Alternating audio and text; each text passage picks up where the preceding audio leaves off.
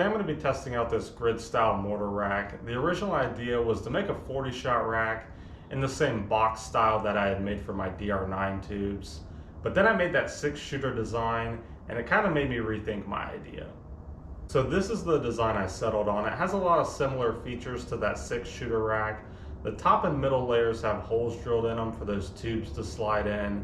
And then the bottom layer is solid. It's just two separate pieces of plywood glued together. The ways in which this differs, it's obviously a square instead of a circle, and because this is so massive, I have extra threaded rod connecting those layers together. I probably could have got away with just the 4 in the corner, but I threw an extra one in the middle there to hopefully help this keep its shape and prevent that middle from sagging. The sample clip I'm about to show was a full capacity test. Being a 9x9 grid, this has 81 spots. And then take away the 5 for the threaded rod, that's 76 tubes. On the back 48, I used a mixture of canister shells. I used Neon Beef by Winda Fireworks and Oorah by Sunwing Fireworks. And then on the first 28 tubes, I just used some leftover Tropi bomb artillery shells that I had.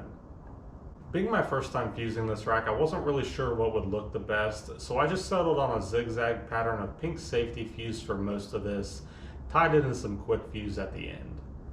I'll be honest, even with clipping some of the dead space, this was painfully slow until the very end. And I chose to record this on my phone and messed up a little bit, so let's just pretend that my fingers aren't blocking some of the shot.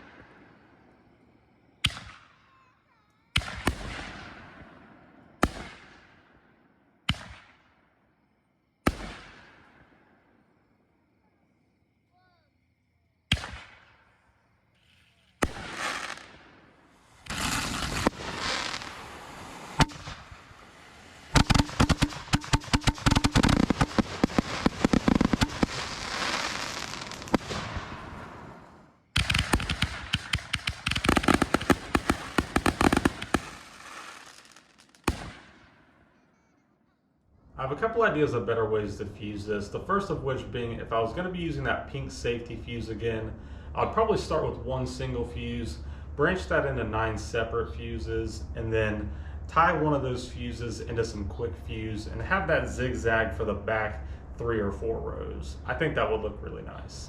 Another idea I have is zigzagging only quick fuse. That's more of a finale idea that might look good, that might look like trash. The last idea I have, if you still want a slower pace, but you don't want it to look boring, You could take some of these tubes out and replace them with barrage candles. That would fill some of that dead space, and I think that has the potential to look really good. What I like most about this design is the ability to hold 76 tubes. And like I said with that 6-shooter rack, because I store my tubes in tubs, being able to break this rack down and store it relatively flat is definitely a plus for me. Some things I don't like about this design, number one would have to be the weight. Because this is pretty much 2 full sheets of plywood loaded up with the tubes and the shells, it is pretty heavy. A concern I have is with the potential corrosion of that threaded rod. The issue you're going to run into on the top is going to be the residue from the fireworks landing on and coating that exposed metal.